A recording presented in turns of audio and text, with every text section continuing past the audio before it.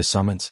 The Celestial Accord's council chamber floated in the void between stars, a structure of crystallized time itself. High Arbiter Velkshin cross-traced one of his 6 fingers along the ancient table's surface, feeling the grooves worn by 10,000 years of deliberation. The chamber had witnessed the rise of the Thornweave Dominion, the fall of the Silicon Prophets, and the transformation of the ethereal collective into beings of pure thought. But never had he seen ambassadors arrive quite like these. "They call themselves humans," announced Counselor Zyra Moon Whisper, her luminescent form flickering with barely contained curiosity. The Lumini rarely showed such emotion.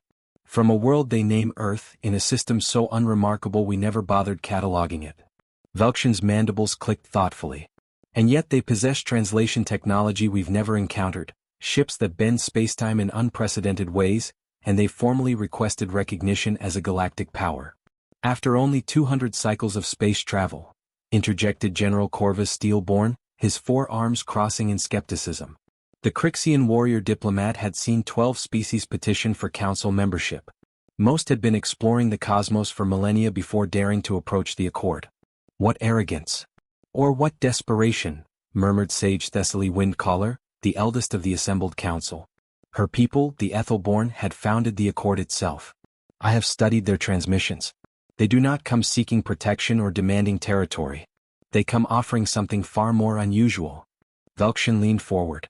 "Which is?" "Questions." The chamber fell silent. In the background, the administrative drone Pixel 7 hovered quietly, recording everything as it had for the past 3,000 years. Its optical sensors focused on the holographic display materializing at the table's center. A human appeared. Not physically present, but a recorded introduction. The figure was tall by some species standards, short by others. 2 arms, 2 legs, bilateral symmetry, binocular vision. Unremarkable in almost every way except for the intensity in those strange forward-facing eyes. "Greetings, honored members of the Celestial Accord," the human spoke, and the translation matrix rendered the words flawlessly. "My name is Ambassador Kira Dalton, representing the United Terran Coalition. We come not to conquer, not to beg, but to learn and to share. We understand our civilization is young by your standards. We understand we are newcomers to a galaxy already shaped by ancient hands. But we believe we have something unique to contribute to this grand assembly." Corvus snorted. "Every species believes itself unique." But Thessaly raised one delicate hand for silence. "Let her finish." Kira Dalton's image smiled, a baring of teeth that the translation matrix helpfully identified as a gesture of friendliness. "In our brief time among the stars, we've discovered something troubling. The galaxy, for all its wonders, has grown stagnant. The same technologies recycled for eons. The same territorial disputes negotiated and renegotiated. The same philosophical debates circling endlessly without resolution.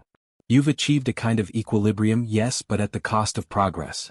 Zyra's glow intensified, shifting toward the crimson spectrum that indicated offense.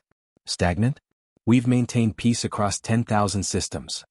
And we honor that peace," the recorded Kira continued, as if anticipating the objection. "But tell me, when was the last time any species in the Accord discovered something that fundamentally changed your understanding of the universe? When did you last feel wonder?" The chamber's silence deepened.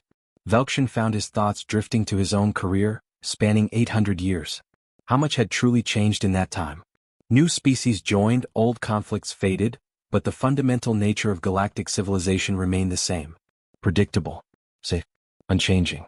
"We humans are chaos bringers," Kira said, and somehow her tone made it sound like a gift rather than a threat. "We contradict ourselves constantly. We create art that challenges reality and science that questions art. We wage war and make peace, often with the same passion. We are inconsistent, irrational, and impossibly curious. And we think that's exactly what this galaxy needs." Thessaly's ancient eyes gleamed with something Velkshin hadn't seen in centuries: genuine interest. "They're sending her in person," Pixel 7 announced, its mechanical voice cutting through the contemplation. "Ambassador Dalton's ship, the Wanderer's Hope, will dock in 6 orbital cycles. She requests a formal hearing before the full council." Corvus stood abruptly. "We should refuse. Chaos is not a virtue. Order is what separates civilization from barbarism." "And yet," Thessaly said softly, "stagnation is what separates a living garden from a beautiful tomb." "I vote we hear them." Velkshin looked around the chamber, at faces representing species that had conquered death itself, mastered the fundamental forces of nature, and built monuments that would outlast stars. All of them looked so certain, so complete, so finished. He thought of Kira Dalton's words, "When did you last feel wonder?" "The vote is called," he announced. "All in favor of granting the humans a formal hearing?" The chamber lit up with responses, and in that moment, Velkshan Cross felt something he hadn't experienced in 3 centuries of service. He felt curious about tomorrow. First contact. The Wanderer's hope didn't look like the vessels of established galactic powers.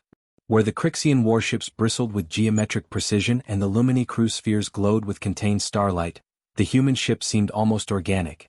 Its hull curved and flowed like a living thing, covered in what appeared to be decorative panels that, upon closer inspection, were actually solar collectors, sensor arrays, and communication nodes integrated into an aesthetic design. "They put art on their warship," Corvus observed, watching from the observation gallery as the vessel approached the docking ring. "It's not a warship," corrected Zyra, her form pulsing with analytical light. "Scans show minimal armament. It's an exploration vessel. They sent an explorer to meet us, not a soldier." Velkshan considered this. An interesting choice. They either trust us completely or want us to think they do. Thessaly, who had insisted on witnessing the arrival personally, smiled with her entire energy field. Or they genuinely came to explore. Novel concept, isn't it? In an age where every ship is a statement of power, they sent a statement of curiosity. The docking clamps engaged with a resonant hum that echoed through the station's superstructure. Moments later, the airlock cycled, and Ambassador Kira Dalton stepped through, flanked by 2 companions. Velkshan had prepared himself based on the holographic recordings, but seeing humans in person proved different. They moved with an odd combination of grace and controlled violence, like predators pretending to be dancers. Kira wore what appeared to be formal attire, a deep blue suit with subtle embroidery, practical yet elegant. To her left stood a man she introduced as Dr. Marcus Okonkwo, chief xenoanthropologist. He was older, with silver threading through his dark hair, and eyes that took in every detail of the council chamber with scholarly intensity. To her right was Captain Yuki Tanaka, the Wanderer's Hope's commander, a compact woman whose alert posture suggested military training but whose expression radiated openness. "High Arbiter Cross," Kira said, and executed what the cultural database identified as a bow, a gesture of respect. "Thank you for receiving us. We know our request is unprecedented." "Indeed," Velkshan replied, gesturing toward the prepared conference room. "In 10,000 years, no species has requested council membership so early in their spacefaring development. Most wait until they've proven themselves, established colonies across multiple systems, demonstrated technological sophistication. We have colonies," Captain Tanaka interjected quietly. 17 settled worlds, another 33 under development. Our technology may be young, but it's effective. 17 in 200 cycles? Corvus couldn't hide his surprise. "How? The mathematics of viable colonization alone should have limited you to 4, perhaps 5 worlds in that time frame." Dr. Okonkwo smiled. "We don't wait for ideal conditions, General. We adapt. Terraform. Sometimes we adapt ourselves. Genetic modification isn't taboo in human culture. It's a tool. We've engineered colonists who can thrive in high-gravity environments, others who process radiation differently. We don't just find worlds that suit us. We create versions of ourselves that suit the worlds." The council members exchanged glances. Self-modification was known but rare, considered by many species as abandoning one's essential nature. "Doesn't that fracture your cultural cohesion?" Zyra asked. "If you're modifying yourselves to suit different environments, how do you maintain unity as a species?" Kira's expression softened. "That's the beautiful paradox of humanity," Counselor Moon whispered. "We maintain unity precisely because we celebrate our differences. Our colonists on high-gravity Titan III are still human, still part of our civilization, even though they've adapted to conditions that would kill baseline humans.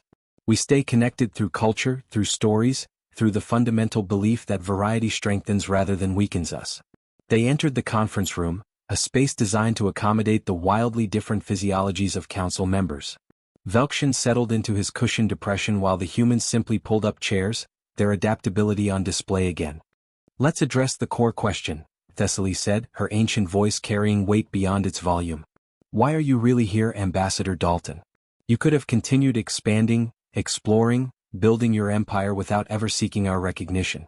The Celestial Accord doesn't interfere with developing species. You were safe to grow at your own pace." So why risk joining an assembly where you'd be the youngest, least experienced voice? Kira met the sage's gaze directly. Because we're terrified of becoming like you. The temperature in the room seemed to drop. Corvus's hand moved instinctively toward where a weapon would hang, though they were in a peace-bonded chamber. Explain, Velkshin said carefully. Dr. Okonkwo leaned forward. We've studied the patterns of every spacefaring civilization we've encountered. Initial explosive growth, rapid innovation, territorial expansion. Then, after achieving a certain level of technological sophistication and resource security, a plateau. Innovation slows. Society stabilizes. Conflict decreases, but so does change. You've created something wonderful, a lasting peace across thousands of worlds. But you've also created something we find deeply unsettling: predictability. Predictability is the foundation of cooperation, Zyra pointed out. And the death of evolution, Captain Tanaka countered. Not biological evolution. We understand the universe isn't going to fundamentally change our physiologies anymore. But cultural evolution, technological evolution, philosophical evolution. When was the last time any member species of the Accord experienced a genuine paradigm shift in how you understand existence? Thessaly's laugh surprised everyone, a sound like wind chimes in a gentle breeze. 4,317 years ago, the Ethereals discovered the consciousness field equations. It revolutionized our understanding of sentience. Over 4 millennia, Kira said gently. In that same time, humans have had 17 major philosophical revolutions, 43 technological paradigm shifts, and over 200 significant cultural transformations. And we've only been sentient for about 200,000 years, spacefaring for barely 2 centuries. You're calling your own instability a strength? Corvus challenged. Marcus nodded vigorously. Exactly. We're not saying your way is wrong, General. The peace you've maintained, the stability, the prevention of interstellar war, it's extraordinary. It's something we aspire to help maintain. But we're asking, what if there's a way to have stability without stagnation? What if chaos and order aren't opposites but partners? Velkshin felt that strange flutter of curiosity again. And you think you can teach us this? Kira shook her head. No, High Arbiter. We think we can remind you. Because every species in this council was once like us. Wild, unpredictable, creative in desperate ways. You all had your periods of explosive growth and dangerous innovation. We're not unique in that regard. What we're offering is to be a living reminder of what that feels like, to inject that energy back into galactic civilization, while learning from your wisdom how to channel it constructively. You want to be the Council's chaos engine, Thessaly said, and it wasn't a question. We want to be the question mark at the end of every sentence that ends with a period, Kira replied. We want to be the voice that asks, but what if, when everyone else has concluded, this is how it is? Velkshin looked at his fellow council members, seeing shock, intrigue, and in Corvus's case, deep suspicion. But he also saw something else, the faint stirring of possibility. The full council will convene in 3 orbital cycles, he announced. You'll have the opportunity to present your case formally. I suggest you prepare well. What you're proposing isn't just membership. It's a fundamental challenge to 10,000 years of galactic civilization. Kira stood, her companions following suit. High Arbiter, with respect, we're not challenging anything. We're accepting your invitation to join a conversation that we believe has been too quiet for too long. As the humans departed, Pixel 7 floated closer to Velkshin. Probability analysis suggests a 38% chance of approval, 42% chance of rejection, 20% of deadlock. And a 100% chance, Velkshin murmured, that things are about to get interesting. The presentation. The full council chamber was a sight that had humbled emperors and silenced warmongers. 300 representatives from 74 species, each seat a testament to worlds brought into harmony, arranged in concentric circles around a central platform where petitioners stood exposed to every angle of scrutiny. Kira Dalton stood on that platform with her small team, seemingly unbothered by the weight of all those alien eyes, sensors, and consciousness fields focused upon her. Members of the Celestial Accord, she began, her voice amplified through the chamber's acoustic perfection. I come before you not to list humanity's achievements, though we're proud of them. Not to demonstrate our military strength, though we've defended ourselves when necessary. Not even to showcase our technology, though we've brought gifts of innovation to share. I come to tell you a story. Velkshin noticed several council members lean forward. Stories were universal among sentient species, but few petitioners opened with them. 600 years ago, by your calendar, A human named Miguel Cervantes wrote a novel about a man who read so many stories of knights and chivalry that he decided to become a knight himself, despite living in an age where such things were obsolete. He named himself Don Quixote and set out to revive an era that had already ended. Dr. Okonkwo activated a holographic display, showing images that the translation matrix rendered comprehensible to every species present. A human figure in improvised armor, facing windmills he imagined were giants. Most of his society thought him mad, Kira continued. He fought windmills believing them monsters. He mistook inns for castles and peasants for nobles. By any rational measure he was living in delusion. And yet, Cervantes's novel became one of humanity's most treasured works. Why? She paused, letting the question hang. Because Don Quixote reminds us that reality is not just what is, but what could be. That the person who insists on seeing magic in a mundane world isn't necessarily a fool. Sometimes they're a prophet. Sometimes refusing to accept how things are is the first step toward making things how they should be. Counselor Vrexus of the Crystalline Communion, a species that thought in pure logic matrices, spoke up. You're suggesting that delusion has value? That denying reality is admirable? I'm suggesting that imagination is the space between reality and delusion where all progress occurs, Kira replied. Every advancement your civilizations ever made began with someone refusing to accept current limitations. The Lumini didn't evolve as beings of light. You transformed yourselves because someone imagined it was possible.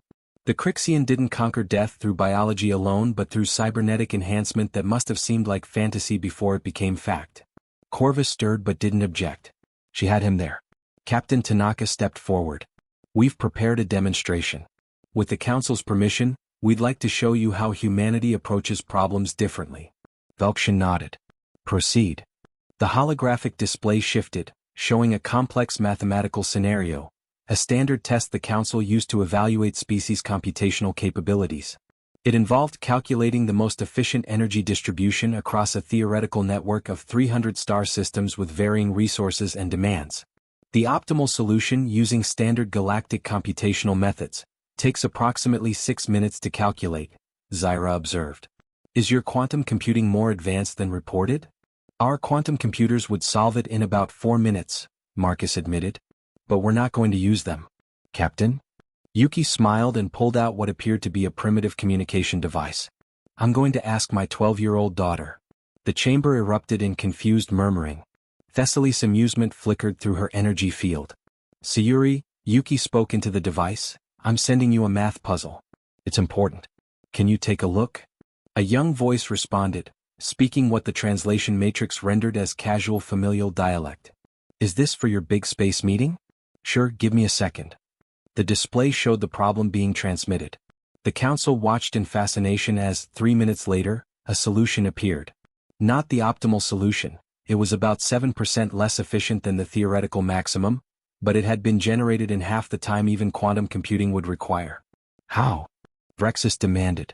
The computational complexity alone. She cheated, Marcus said cheerfully. She assumed that systems with certain characteristics would naturally form regional cooperatives, so instead of calculating individual distributions, she clustered them and solved for the clusters. It's not perfect, but it's fast and good enough. That's human thinking. We don't always find the perfect answer.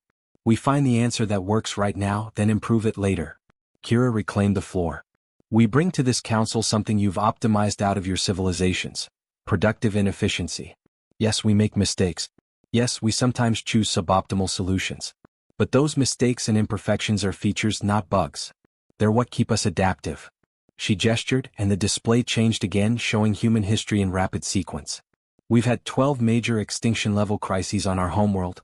Supervolcano eruptions, ice ages, asteroid impacts, our own environmental collapse through industrialization.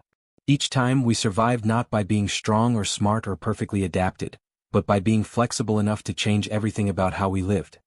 The Thornweave Dominion adapted to 7 planetary catastrophes, noted Ambassador Quillis, her chitinous plates clicking thoughtfully. Adaptation is not unique to humans. No, Kira agreed. But speed of adaptation might be. How long did those adaptations take your people, Ambassador? An average of 4,000 generations per major adaptation. We've managed most of ours in 3 to 5 generations. Not because we're superior, but because we're comfortable with radical reinvention. We'll abandon entire ways of thinking, rewrite our cultural foundations, even modify our own biology to survive. We're a species that reinvents itself constantly because we don't have a fixed idea of what we're supposed to be. Velkshin could see council members processing this, their expressions ranging from intrigue to concern. Corvus looked openly troubled. "You're describing cultural instability as a virtue," the general said. "But instability leads to conflict. If you're constantly changing, how can treaties with you have meaning? How can we trust that the humans we negotiate with today will honor the agreements of the humans 50 years from now?" Dr. Okonkwo fielded this one. "Because beneath the surface changes, our core values remain remarkably consistent. We've spent 10,000 years arguing about justice, but we've never stopped believing justice matters. We've transformed our economic systems dozens of times, but we've never abandoned the principle that life has intrinsic value. We changed the how while preserving the why. Think of us as a river," Kira added. "The water is always different, the course shifts over time, but it's recognizably the same river. Your civilizations are more like lakes, deep, stable, unchanging. Both have value. But a galaxy with only lakes becomes stagnant. You need rivers to keep the water fresh." Thessaly spoke, her voice carrying the weight of millennia. "You make a compelling philosophical case, Ambassador. But philosophy alone doesn't qualify a species for council membership. What tangible benefits do you offer? What can you contribute beyond being, as you put it, a river of chaos?" Kira had clearly been waiting for this question. "We offer 3 things. First, innovation. In the past 50 years alone, we've developed 17 technologies that we believe will be new to the Accord." She gestured to Marcus, who began displaying technical specifications, including a faster-than-light communication method that doesn't require quantum entanglement, a power generation system based on controlled vacuum fluctuations, and a medical technique that can transfer consciousness between incompatible biological substrates. That got their attention. Velkshin saw Zyra's glow intensify to near-blinding levels, sign of extreme interest in Illumini. "Second," Kira continued, "we offer a fresh perspective on old problems. You have 17 frozen conflicts in this council. Territorial disputes, resource disagreements, philosophical deadlocks that have persisted for centuries. We've reviewed them all. We believe our outsider status and unconventional thinking could help resolve at least some of them." "Presumptuous," someone muttered from the upper tiers. "Probably," Kira admitted with disarming honesty. "But we're willing to be wrong and learn from it. Which brings me to our third offering. We're willing to be students as much as teachers. Every human who joins a mixed crew, every colony that hosts alien residents, every cultural exchange we participate in, we approach them as learning opportunities. We're not here to dominate or replace existing galactic culture. We're here to add to it and be changed by it in return." She took a breath, surveying the assembled council. "Members of the Accord, you've built something magnificent. A peace that spans the stars, a cooperation that transcends the barriers of biology and thought. You should be proud. But ask yourselves, when did you last feel the thrill of genuine discovery? When did you last encounter an idea that fundamentally challenged your worldview? When did you last wake up uncertain about what the future would bring?" The chamber was silent. "We humans wake up uncertain every day," Kira said softly. "And we've learned to love it. Not because we're brave, but because we've discovered that uncertainty is where possibility lives. We're not asking you to abandon your stability. We're asking you to let us be the part of galactic civilization that reminds you why you built it in the first place. Not to create a perfect, unchanging order, but to create a framework strong enough to support endless change and growth." She stepped back, her presentation complete. Velkshin looked around the chamber, reading the reactions. Skepticism, yes. Concern, certainly. But also something he hadn't seen in these halls for longer than he could remember. Genuine disagreement. Real debate. Not the polite acknowledgement of different perspectives that had become the council's norm, but actual passionate discourse about fundamentally different visions of what galactic civilization should be. Whether the council admitted humanity or not, Kira Dalton had already accomplished something remarkable. She'd made them argue about the future. The opposition. The recess following Kira's presentation found the council chambers alive with conversation. Velkshin observed clusters of representatives engaged in animated discussion, their various forms of communication creating a symphony of clicks, chimes, light patterns and telepathic pulses that the chamber's translation field struggled to organize. In a private antechamber, however, a different kind of meeting was taking shape. General Corvus Steelborn stood at the head of a table surrounded by 12 representatives, a coalition that had formed rapidly in the hours since the humans' presentation.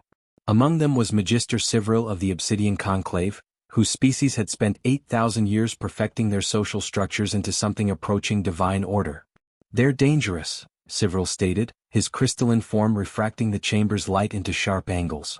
"Not in the way of weapons or conquest, but in the way of ideas that unmake carefully built foundations." "You found their presentation threatening?" asked Sentinel Moros, a member of the Eternal Guard, beings who had eliminated biological death through continuous consciousness backup. "I found it nostalgic. It reminded me of what my people were like before we achieved immortality." "Exactly my concern," Corvus replied, his forearms gesturing emphatically. "They remind us of what we were, not what we've become. They glorify the chaos we spent millennia learning to transcend. Admitting them to the Council sends a message that our evolution toward order was somehow wrong."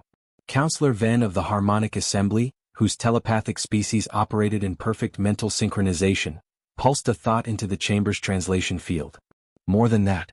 They threaten the very principle that has kept us at peace. We've survived by learning predictability, by making ourselves understandable to one another.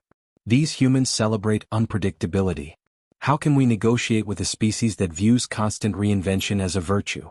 "Perhaps we're approaching this from the wrong angle," suggested Administrator Quellis, a pragmatic member of the merchant guilds. "Their technologies are genuinely impressive. The FTL communication alone would revolutionize interstellar commerce. Why not approve them with strict conditions? Limit their influence while gaining access to their innovations." Magister Sivril's response was sharp. "Because innovations can be traded for, but cultural contamination is permanent. They've been here for 3 orbital cycles and already the council chambers buzz with debates we haven't had in centuries. They're a virus of disorder." Meanwhile, in another section of the vast station, a very different gathering was underway. Sage Thessaly had invited the human delegation to her private gardens, a space she'd cultivated over 2,000 years to reflect the lost homeworld of her species. The Ethelborn had evolved among vast fungal forests, and Thessaly had recreated a small grove where bioluminescent spore trees cast dancing shadows. "Your presentation was masterful," Thessaly said, her energy form drifting between the trees like morning mist. "You knew exactly which nerves to strike." Kira smiled, walking carefully among the delicate fungal structures. "High praise from someone who's been navigating council politics since before my species invented writing." "Flattery noted and appreciated," Thessaly replied with amusement. "But I'm curious about something you didn't say during your presentation. You spoke of bringing innovation and fresh perspectives, of being a river of change. But you never mentioned the cost." Dr. Okonkwo looked up sharply. "What cost?" "The cost that comes with being what you are," Thessaly said, settling onto a raised root formation. "You humans burn bright, but you burn fast. Your average lifespan, even with your medical technology, is barely 200 years. Most species in the Council measure their lives in millennia. Some, like the Eternals, have conquered death entirely. You'll be working with civilizations where individuals remember events from before your recorded history began."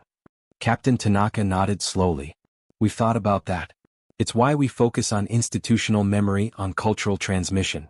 Individual humans may be brief, but human civilization persists." "Does it?"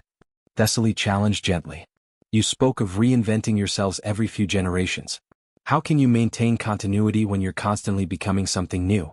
How can we build 1,000-year initiatives with partners who might be completely different entities in a century?"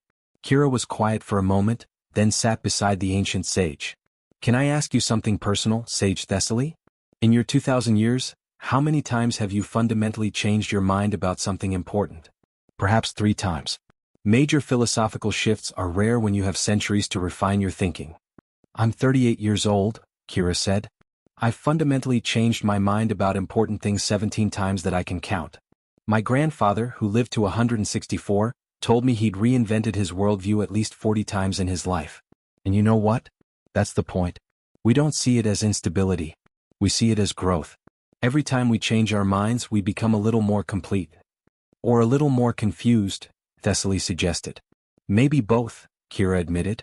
"But here's what I think you're really asking. Can you trust us? Can a species that lives fast and changes constantly be a reliable member of an accord built on long-term cooperation? Can you?" Marcus answered this time. "The Voyager Golden Records." Thessaly's energy form tilted, indicating curiosity. "In 1977, Earth Reckoning, We launched 2 spacecraft into interstellar space. On each, we placed a golden record containing sounds and images of Earth. Music, greetings in multiple languages, scientific data. We included instructions for playing the record, diagrams showing where Earth was located, everything we could think of to introduce ourselves to anyone who might find them. A time capsule, Thessaly said. Many species create such things.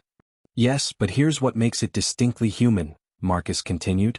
Those records are now over 600 light-years from Earth, traveling through space long after everyone who created them has died. The human civilization that launched them is radically different from our civilization today, politically, technologically, philosophically. And yet, we still consider those records ours. We still feel responsible for the message they carry. We still honor the intention of people who died centuries ago to reach out to the unknown. He leaned forward. That's human continuity, sage Thessaly. Not unchanging permanence, but an unbroken thread of intention running through constant transformation. We are not the same humans who launched those records. But we're the same story still being written. Yuki added, every generation of humans has to rediscover and reaffirm the values we hold important. We can't rely on 5,000-year-old beings to maintain institutional memory. Each new generation has to choose humanity's direction. It's inefficient, yes.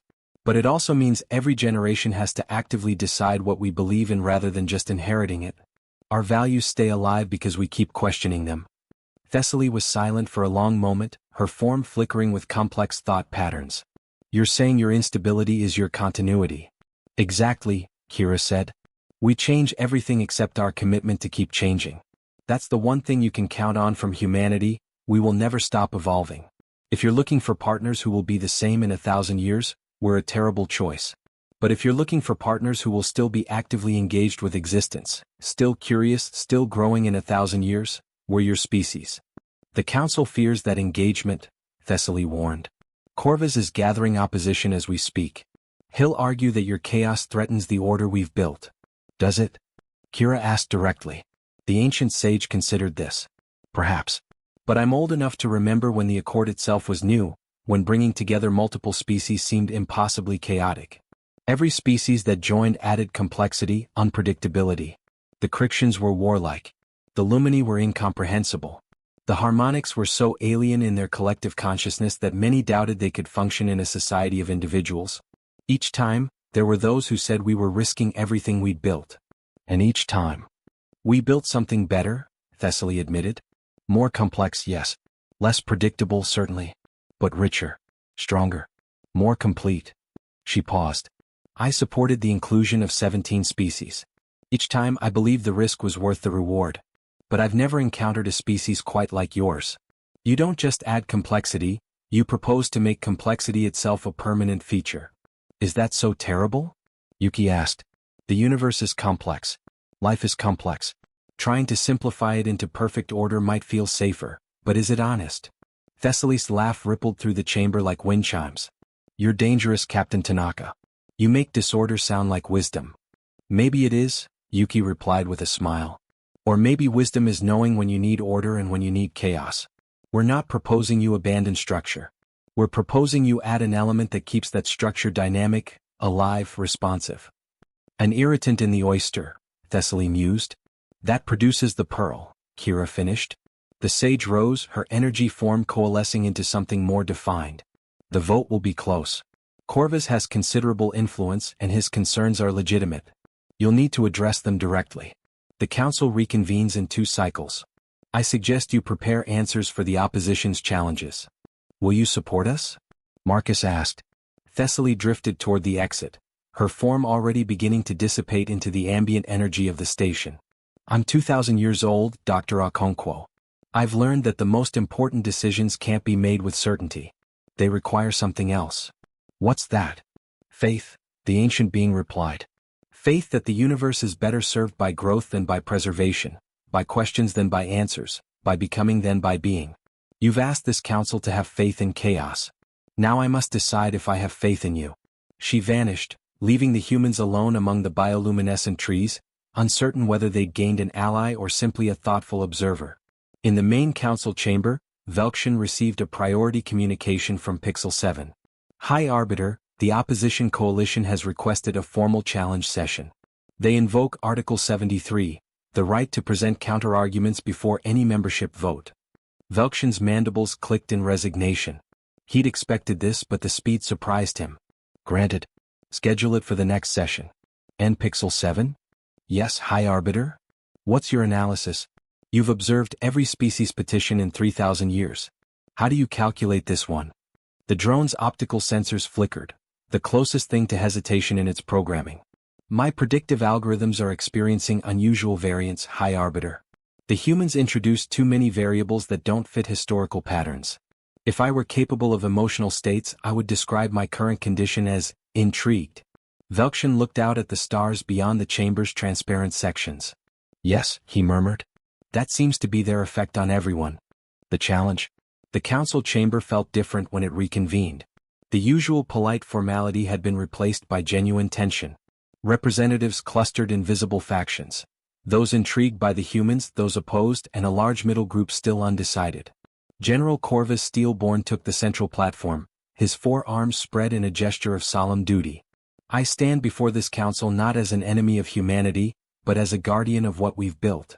For 10,000 years, the Celestial Accord has maintained peace through predictability, cooperation through understanding, and progress through careful, measured advancement.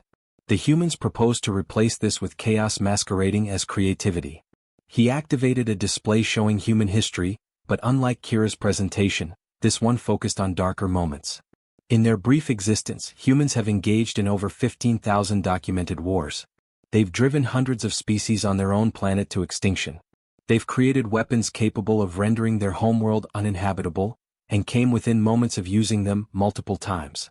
Kira watched from the observers section, her expression carefully neutral, though Marcus noticed her hands were clenched. They speak of adaptation and innovation, Corvus continued, but what they really mean is that they cannot control their own impulses. They change not because they choose to evolve, but because they're incapable of maintaining stability. They call this a strength. I call it a warning. Magister Sivril joined him on the platform. Consider the mathematics of chaos theory. Small perturbations in complex systems can lead to catastrophic cascade failures. The Accord is the most complex social system ever constructed. The humans are asking us to introduce a deliberate perturbation and hope it improves rather than destroys what we've built. This is not wisdom, it's recklessness.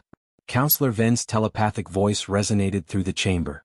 We have examined their treaties, their governmental structures, their social contracts. None last more than a few centuries before being fundamentally rewritten. How can we sign 1,000-year agreements with a species that cannot maintain a consistent government for 200 years? The criticisms continued, each representative adding their concerns. The humans were too violent, too unstable, too young, too unpredictable. They contradicted themselves, fought among themselves, couldn't maintain consistent philosophical frameworks. Every strength Kira had presented was reframed as a liability. When the opposition concluded, Velkshin turned to the human delegation. Ambassador Dalton, you've heard the concerns. This is your opportunity to address them directly. Kira stood, but instead of approaching the central platform, she remained in the observers section. I'm going to stay here if that's acceptable, High Arbiter. Because I'm not going to rebut the general's points. Surprised murmurs rippled through the chamber. Everything General Steelborn said is true, Kira continued. We have fought thousands of wars. We have driven species to extinction. We have created horrific weapons and nearly used them. We are inconsistent, contradictory, and yes, often reckless. I'm not going to stand here and pretend we're something we're not. Corvus's expression showed confusion. He'd prepared for argument, not agreement. But here's what the general's presentation left out, Kira said. Context. Every one of those wars taught us something. Every extinction we caused made us more committed to conservation. We now protect over 30,000 species on Earth alone. Those weapons we nearly used? We didn't use them. At the brink of annihilation, humans chose survival over victory. That's not weakness. That's wisdom purchased through terrible near mistakes. Dr. Okonkwo stood beside her. The general is right that our governments don't last more than a few centuries. But that's because we've learned that rigid institutions become corrupt, sclerotic, disconnected from the people they serve. We rebuild our governments the way you'd renovate a ship, not because the old ship failed but because we've learned better ways to build. Each iteration preserves the lessons of the previous while improving on its flaws. You cite chaos theory, Captain Tanaka addressed Magister Sivril directly. But you're using it incorrectly. Yes, small perturbations can cause cascade failures in fragile systems. Robust systems are anti-fragile. They grow stronger from perturbations because those disruptions force adaptation and expose hidden weaknesses before they become catastrophic. If the accord is so fragile that adding one unpredictable species would collapse it, then it's already doomed. Better to discover that now than during a real crisis. Kira walked slowly along the observers section, making eye contact with representatives as she spoke. You've built something remarkable here. A piece that spans the galaxy. But I want you to consider something. You haven't had a major crisis in over 1,000 years. No existential threats, no paradigm-shifting challenges. That's wonderful. It's also incredibly dangerous. How is peace dangerous? Someone called out. Because systems that never face stress lose the ability to handle stress, Marcus explained. It's true in biology, in engineering, in sociology. Muscles atrophy without use. Skills fade without practice. The Accord has been so successful at preventing crises that you may have lost the institutional capability to handle one when it inevitably arrives. And it will arrive, Yuki added. The universe doesn't care about our politics. Rogue black holes, gamma-ray bursts, stellar engineering accidents, emergent artificial intelligences, extragalactic threats. Something will challenge this peace eventually. When it does, you'll need societies that remember how to change rapidly, that can think in unconventional ways, that aren't so committed to existing structures that they can't imagine alternatives. Kira returned to stand before the central platform. You're asking if you can trust us to honor long-term agreements when we keep changing. Here's my answer. You can't trust us to stay the same. But you can trust us to stay committed to survival, to growth, to seeking solutions. Our methods change, but that core drive doesn't. She pulled up a new display. 50 years ago, Earth was on the brink of ecological collapse. Our climate was destabilizing, our oceans were acidifying, our biodiversity was crashing. Every predictive model said we'd lost our chance to fix it. Do you know what saved us? Your technological innovation, Zyra guessed. No. Our ability to admit we were wrong and change everything overnight. Within 10 years, we restructured our entire global economy, abandoned energy systems we'd spent centuries building, relocated billions of people, and fundamentally rewrote our relationship with our planet. It wasn't elegant. It wasn't efficient. But it worked. We survived because when we saw the abyss, we were willing to become different people to step back from it. Marcus stepped forward. That's what we offer the Accord. Not stability, you have that. Not perfect solutions, nobody has those. We offer the capacity to transform when transformation is necessary. We offer the perspective of a species that survived by never being too attached to how things are when we need them to be different. You offer chaos, Corvus stated flatly. We offer flexibility, Kira corrected. And there's a difference. Chaos is random, destructive, purposeless. Flexibility is directed adaptation, creative problem solving, the capacity to bend without breaking. You've built a beautiful, rigid structure. We're asking to be the joints that let it move. Counselor Ven's telepathic voice held genuine curiosity. And when your flexibility conflicts with our structure? When your need to change runs counter to our need for stability? Kira smiled. Then we argue about it. Passionately, probably. Maybe even angrily. But we argue as partners trying to find the best path forward, not as enemies. That's the other thing we're good at. We fight with each other constantly, but we're still one species. We've learned how to maintain unity through disagreement. That sounds exhausting, someone muttered. It absolutely is, Yuki agreed cheerfully. But it's also how you avoid the trap of comfortable consensus that stops asking hard questions. Every human society that achieved perfect agreement on everything collapsed eventually. The ones that survived were the noisy, argumentative, frustrating ones where nobody ever completely got their way but everyone got heard. Velkshan watched the chamber's reactions. The opposition looked less certain than before. The humans hadn't denied their flaws, they'd reframed them as features of a different kind of strength. It was a subtle rhetorical move and effective. I have a question, Sage Thessaly said, her energy form coalescing near the platform. If we approve your membership, what happens when you change into something unrecognizable? What happens when the humans of 200 years from now are so different from you that we might as well be dealing with a new species? Kira met her gaze steadily. Then you'll have the opportunity to debate membership with that version of humanity, based on who they've become. The Accord doesn't grant eternal membership without review. Every species undergoes periodic evaluation. If future humans evolve in ways incompatible with the Accord's principles, vote them out. but judge us on who we are now and who we're trying to become. And who are you trying to become? Thessaly asked. Better, Kira said simply. That's the only consistent goal humanity has ever had. We want to be better tomorrow than we are today. Not perfect, we've given up on that fantasy. Just better. More wise, more capable, more understanding, more connected to the universe we inhabit. If we ever stop trying to improve, stop questioning ourselves, stop pushing towards something more, that's when you should worry. That's when we've become static. Dead.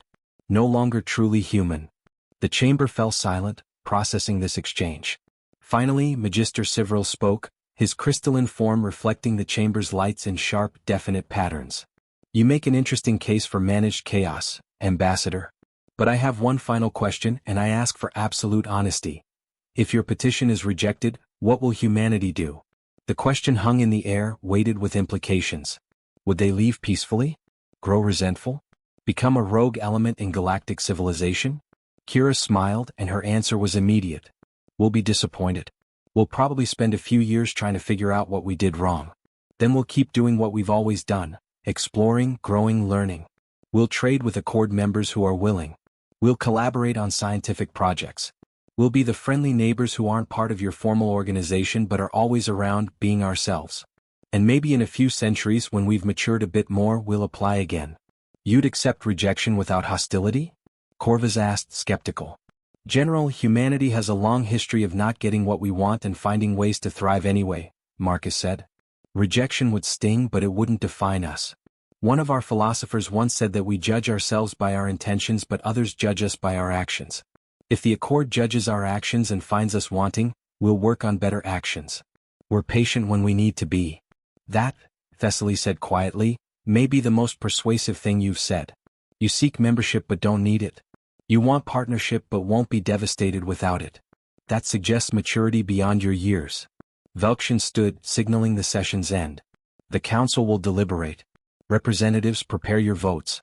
We convene for final decision in one orbital cycle. As the chamber emptied, Pixel 7 floated near Velkshin. The probability calculations have shifted, High Arbiter.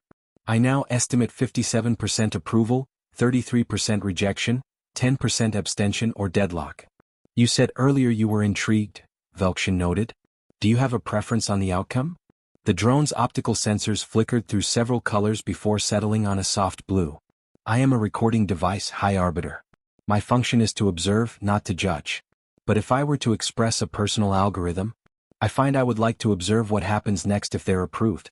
The data set would be unprecedented. Velkshin's mandibles clicked in what might have been amusement. You're curious. Is that what this processing state is called? Then yes, I suppose I am. The humans seem to be contagious in that regard. The deliberation. The council's private deliberation chamber was unlike the public space where species made their cases. Here, without audiences or recordings, representatives could speak with absolute candor. The room's quantum encryption ensured that nothing said within could be intercepted or preserved. Only Pixel 7's presence was permitted, and even its recordings would be sealed for 10,000 years. Velkshin began the session with traditional formality. We deliberate on humanity's petition for membership in the Celestial Accord. This is not merely about adding another species to our roster. It's about deciding what kind of civilization we want to be. Speak freely. Corvus was first. I maintain my opposition. Not from fear or prejudice but from experience. I've lived 800 years. I've seen 17 species join this council. Each time, we assured ourselves we could handle the integration, manage the complications. Usually we were right. But twice, with the Thornweave and the Void Speakers, we were catastrophically wrong. Those species nearly tore the Accord apart before we found equilibrium. The humans are more unpredictable than either. The risk is too great. The Thornweave were expansionist conquerors, Zyra countered, her luminous form pulsing with intensity. The Void Speakers couldn't communicate without causing psychic damage to other species. The humans have neither of those problems. They're chaotic, yes, but they're communicative chaos. There's a difference. Is there? Magister Sivril asked. Or are we being seduced by their rhetoric? They've been here less than a planetary rotation and already we're debating fundamental principles we've considered settled for millennia. That's not influence, it's infection. Sage Thessaly's energy form expanded, commanding attention. When the Lumini petitioned for membership, I was a junior counselor. Do you know what the opposition said? That your species was too alien, too incomprehensible, that beings of pure energy couldn't be trusted to understand the concerns of biological life. Your admission was approved by a margin of 3 votes. Now you're one of our most valued members. Zyra dimmed slightly, her species equivalent of acknowledgement. Point taken, Sage. But we were predictable in our unpredictability. Our nature as energy beings was stable. Humans are unpredictable in their unpredictability. That's a different category of risk. Or opportunity, interjected Ambassador Quillis. I've reviewed their technological gifts. The FTL communication method alone would revolutionize how we coordinate across the galaxy. Their medical consciousness transfer technique could help the dying ones finally achieve the immortality they've sought for 6,000 years. Their vacuum energy system could power entire sectors without stellar harvesting. These aren't incremental improvements, they're paradigm shifts. Which proves my point, Sivril said. We've been technologically stable for 3,000 years. Sudden paradigm shifts create winners and losers, upset balances, trigger conflicts over who controls the new technologies. Stability isn't stagnation, it's the foundation of our peace. Counselor Ven's telepathic presence filled the chamber. I've been thinking about Ambassador Dalton's river metaphor. She said their civilization is a river while ours are lakes. But she failed to mention that rivers also flood, erode, destroy. Lakes may be still but they're safe. Predictable. I can build my life beside a lake. A river? I never know when it might overflow its banks. But without rivers, lakes become stagnant, Thessaly reminded them. Cut off from fresh water, they fill with sediment, choke with algae, eventually become swamps and then dry basins. The river metaphor works both ways. The question is whether we believe the Accord needs fresh water badly enough to risk occasional flooding. Velkshan had remained silent, listening to the debate flow around him. Now he spoke. I want to address something we're dancing around. Every argument against the humans can be summarized as, they might change things. Every argument for them can be summarized as, they might change things. We're not really debating the humans, we're debating whether we want change. The chamber fell quiet as his words settled. I've been High Arbiter for 600 years, Velkshan continued. In that time, we've admitted 4 new species, resolved 83 disputes and maintained absolute peace. I'm proud of that record. I'm also deeply unsettled by it. Unsettled by peace? Corvus asked. Unsettled by the absence of challenge, Velkshan clarified. When I was appointed, I expected my tenure to be defined by great crises requiring wisdom and difficult choices. Instead, it's been defined by competent management of existing systems. Everything works. Everything is predicted. Everything is handled. Is this the pinnacle of civilization, or is it the beginning of our decline into comfortable irrelevance? You sound like you've been infected too, Sivril muttered. Perhaps I have, Velkshan admitted. Or perhaps the humans have simply articulated something I've felt for decades but couldn't name. We've optimized ourselves into a corner. We're so good at preventing problems that we've lost the ability to solve them. The humans are right about one thing. We haven't faced a genuine crisis in over a millennium. What happens when we finally do? Will we still remember how to adapt, or will we be like muscles that have atrophied from disuse? Thessaly's form brightened. That's the fear, isn't it? Not that the humans will break what we've built, but that they'll reveal it was already broken in ways we hadn't noticed. The Accord isn't broken, Corvus protested. No, agreed Sentinel Moros, speaking for the first time. But it may be calcifying. I achieved immortality 4,000 years ago. I remember when that breakthrough felt miraculous. Now, feels like a prison. I don't age, don't die, don't change in any meaningful way. I've become a living monument to who I was 4 millennia ago.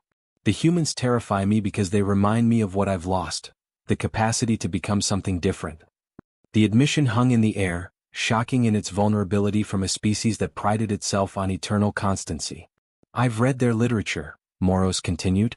They have a concept called death of the ego, the idea that personal transformation is a kind of death and rebirth. The you that emerges from profound change isn't the same you that went in. We've eliminated death, but in doing so, we may have eliminated transformation. The humans haven't figured out how to live forever, so they've optimized for living intensely. I envy that. Zyra pulsed thoughtfully. What if we're asking the wrong question? Instead of, should we admit the humans? Perhaps we should ask, what happens if we don't? They'll still be out there, still innovating, still changing. We'll just have no framework for engaging with them, no treaties, no cooperation. They'll become the galactic wild card, and will have even less predictability than if we brought them into the fold. Better an external wild card than an internal one, Sivril argued. Is it though? Challenged Ambassador Quellis. At least as members they'd be bound by Accord protocols, subject to our review processes, obligated to our treaties. Outside the Accord they're accountable to no one but themselves. Which scenario actually gives us more control? The debate continued for hours, circling the same fundamental tension: security versus vitality, order versus growth, the known versus the possible. Finally Thessaly called for quiet. I'm going to share something I've never told this council. When we founded the Accord 10,000 years ago, we weren't trying to create eternal peace. We were trying to survive. The galaxy was fracturing into 1,000 warring states, and we knew that path led to mutually assured extinction. So we built this council as a life raft, a way to coordinate just enough to avoid destroying each other. She paused, her energy form taking on colors that indicated deep memory. But somewhere along the way we forgot that. We transformed our emergency measure into an eternal principle. We turned our life raft into a luxury yacht and convinced ourselves we'd always meant it to be that way. The Accord was never supposed to be the end state of galactic civilization. It was supposed to be the foundation for whatever came next. And you think the humans are what comes next? Velkshan asked. I think they're a reminder that there should be a next, Thessaly replied. That we're not done evolving, building, becoming. They're not here to replace what we've created. They're here to partner with us in creating whatever follows. And yes, that's frightening. Yes, it's uncertain. But when did we become a people who chose comfort over growth? Corvus stood abruptly. This is beautiful philosophy, sage Thessaly, but philosophy doesn't protect civilizations. Structure does. Law does. Predictable behavior does. I cannot in good conscience vote to introduce chaos into a system that has brought peace to trillions of beings. Then don't vote for chaos, Thessaly said gently. Vote for evolution. Vote for the principle that brought you into the Accord in the first place. The belief that together we're stronger than apart. The humans are different from us. That's exactly why we need them. Velkshan looked around the chamber, seeing representatives wrestling with the same internal conflict he felt. Finally he spoke. We've deliberated long enough. Each of you knows your conscience. The vote will be individual, sealed, and final. Pixel 7 will record and tally. On the matter of humanity's petition for membership in the Celestial Accord, we vote now. One by one, representatives submitted their decisions to Pixel 7's secure quantum storage. The process took 20 minutes, each member taking time to consider before committing. When all votes were recorded, Pixel 7's optical sensors flickered through a rapid spectrum of colors. Votes tallied and verified, High Arbiter. Shall I announce the results? Velkshan looked at the sealed chamber, at the faces of beings who'd agonized over this decision, and nodded. Announce them. Let history record what we've chosen. The decision. The full council reconvened in the grand chamber, every seat filled, every species represented. The humans stood on the central platform, flanked by Velkshan and the senior counselors. Kira Dalton's expression was calm, but Marcus noticed she'd been tapping her thumb against her leg, a nervous habit she developed years ago. The chamber fell silent as Velkshan approached the Accord's ancient podium, a structure carved from the compressed matter of a collapsed neutron star, indestructible and eternal. 3,000 species inhabit our galaxy, Velkshan began. Of those, 74 have achieved membership in the Celestial Accord. Each admission represents a solemn commitment, from them to uphold our principles, from us to accept them as full partners in galactic civilization. We do not grant this lightly. He paused, his six-fingered hand resting on the podium's surface. Humanity's petition has forced us to examine questions we'd considered settled. What is the purpose of the Accord? What do we value more, stability or growth? Can a civilization dedicated to peace accommodate a species dedicated to change? These are not abstract questions. They define who we are. Kira stood straighter, preparing herself for whatever came next. The vote was close, Velkshan continued. Closer than any membership decision in 4,000 years. The deliberations were passionate, sometimes painful. We disagreed not as factions but as individuals wrestling with genuine uncertainty. And in the end, by a margin of 12 votes. He paused, and in that pause the entire chamber seemed to hold its breath. The Celestial Accord extends formal membership to humanity, with full rights, privileges and responsibilities effective immediately. The chamber erupted. Some representatives burst into their species equivalent of applause. Others sat in stunned silence. A few radiated clear disapproval, their forms dimming or withdrawing. But the decision was made. Kira felt tears threatening and fought them back. Marcus gripped her shoulder. Yuki allowed herself a small smile. Velkshin raised his hand for quiet. However, this membership comes with specific conditions. First, humanity will undergo comprehensive reviews every 50 standard cycles, rather than the standard 200. We want to ensure that as your civilization evolves, it remains compatible with Accord principles. Kira nodded. Understood and accepted. Second, you will be assigned a senior advisor, Sage Thessaly has volunteered, who will help navigate Accord protocols and provide historical context for our decision-making processes. We're honored, Kira said, bowing toward Thessaly's shimmering form. Third, and here Velkshin's tone became more serious, you will lead a new initiative. The Accord is establishing a crisis response division, something we should have created millennia ago. Its purpose is to maintain our collective capacity to handle unexpected challenges. Humanity will chair this division, bringing your adaptive thinking to prepare us for scenarios we haven't imagined. Dr. Okonkwo stepped forward. That's a significant responsibility. You argued that we've become complacent, Corvus said, his tone still carrying skepticism but also respect. Very well. Prove your approach has value. Help us remember how to adapt. But know this, we'll be watching. One major misstep, one crisis your chaos, makes worse instead of better, and this membership will be reconsidered. Fair terms? Captain Tanaka replied. We'll accept that challenge. Thessaly floated forward, her ancient energy form radiating warmth. There's a human tradition I've learned about, the sharing of gifts at significant moments. The Accord has a gift for you. A holographic display materialized, showing coordinates in a remote sector. The verdant reaches, 43 star systems, 200 potentially habitable worlds, currently unclaimed. They're yours, humanity's, to explore and settle under Accord guidance. Consider it a wedding gift to our newest member. Kira's eyes widened. That's Sage Thessaly, that's incredibly generous. It's strategic, Thessaly replied with amusement. You'll expand anyway, better we direct that expansion into regions that won't trigger territorial disputes. Plus, I'm curious to see what you'll build when given room to experiment. Zyra Moon Whisper approached, her luminous form pulsing with colors the translation matrix indicated as warmth and hope.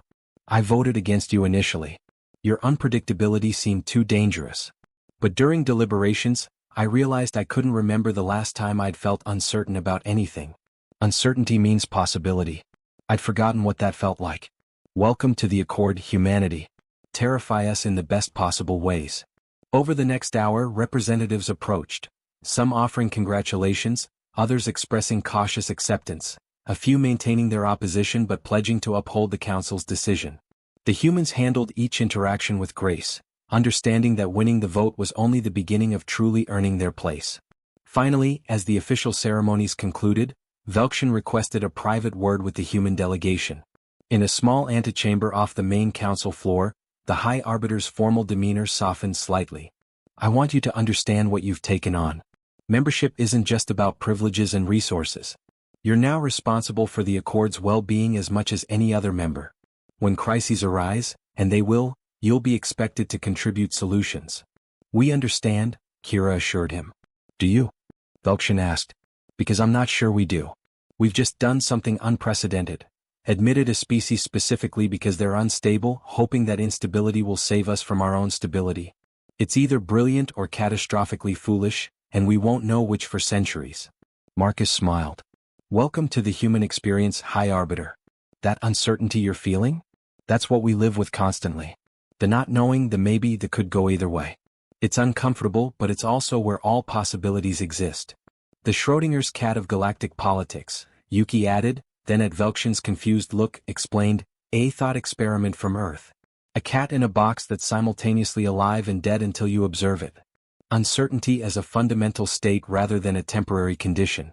Velkshin's mandibles clicked thoughtfully. And you've learned to be comfortable with this? Not comfortable, Kira corrected. But functional. We've learned to act decisively despite uncertainty, to commit to paths without knowing where they lead, to accept that we might be wrong and that's okay because we can adapt when we are. That's what I'm counting on, Velkshin said. Because in supporting your admission, I've made the most uncertain decision of my career.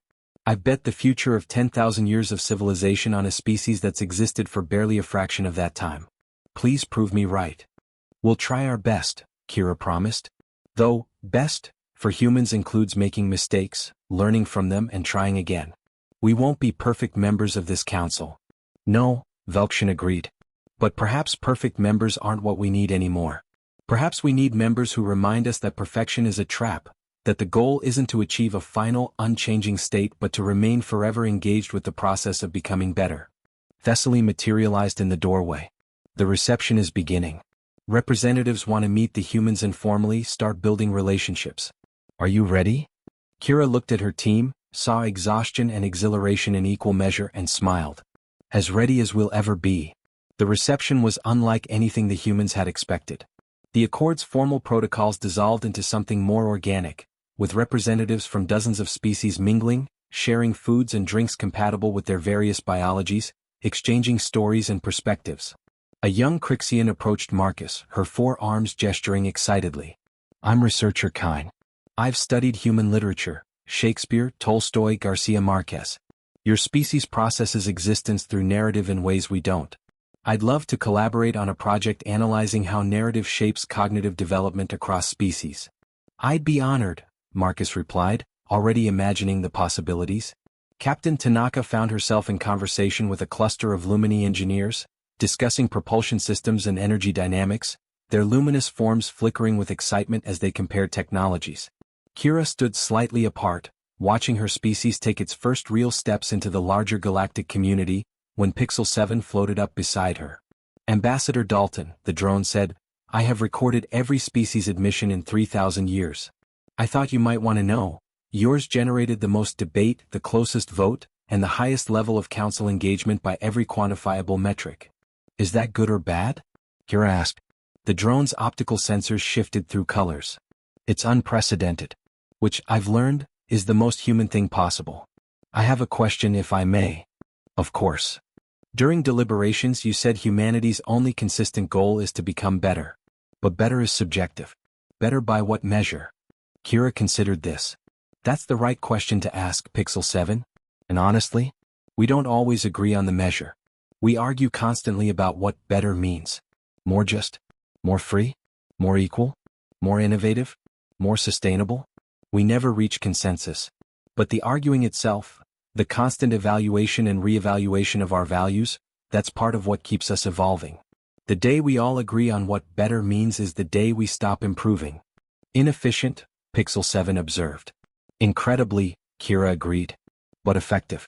We'd rather argue our way toward approximate truth than agree our way into comfortable delusion.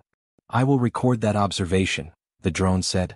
For historians reviewing this moment 10,000 years from now. What do you think they'll conclude? Kira asked. Whether admitting us was wise?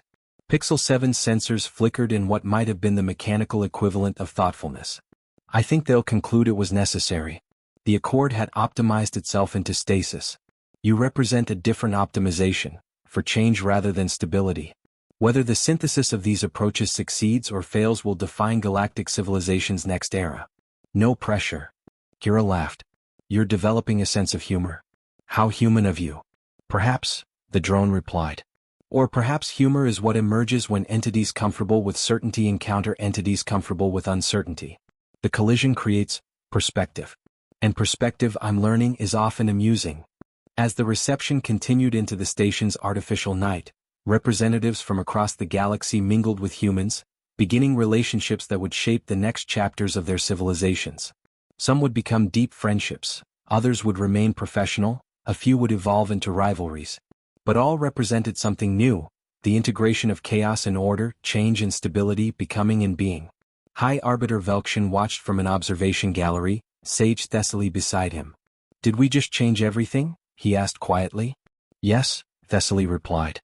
But everything was going to change anyway. We just chose to be part of that change rather than victims of it. And if we're wrong? If the humans can't balance their chaos with our order? Then we'll adapt, Thessaly said. They've already taught us that much. The question isn't whether we'll face challenges, but whether we'll remain flexible enough to meet them. For 10,000 years we've had the answer. Now we finally have the question again. That alone makes this worthwhile. Below them, Kira Dalton was engaged in animated discussion with a group of representatives, her hands gesturing expressively as she described some human concept or another. Around her, council members who'd spent centuries in careful, measured dialogue were leaning forward, asking questions, challenging ideas, engaging with genuine curiosity.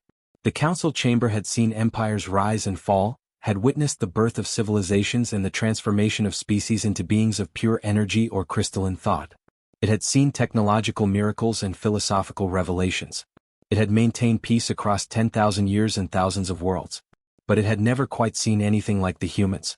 And as Velkshin watched the reception unfold, watched his ancient, stable, predictable accord begin to transform into something new and uncertain, he felt that strange sensation again, the one he'd experienced when he first heard Kira Dalton ask her question. He felt curious about tomorrow. And after 600 years of knowing exactly what tomorrow would bring, that felt like the most profound change of all. 50 years later. The Crisis Response Division's headquarters orbited a neutron star in the verdant reaches, a statement of humanity's aesthetic preferences, beautiful, dynamic, and slightly dangerous. Director Marcus Okonkwo, now in his second century thanks to Lumini life extension treatments, stood before a holographic display showing the Accord's current challenges. The Outer Rim migration is proceeding ahead of schedule, he reported to the assembled council. The Crixian human joint colony on Threshold 7 is thriving. The cultural exchange programs have resulted in 17 new philosophical frameworks. And the Technology Integration Committee reports that human adaptive algorithms have increased Accord-wide innovation rates by 300%. Velkshin, still high arbiter despite multiple attempts to retire, clicked his mandibles approvingly. Challenges? The usual, Marcus replied with a slight smile. 3 territorial disputes, 2 philosophical schisms, and 1 species threatening to secede because we suggested they might benefit from questioning their fundamental assumptions.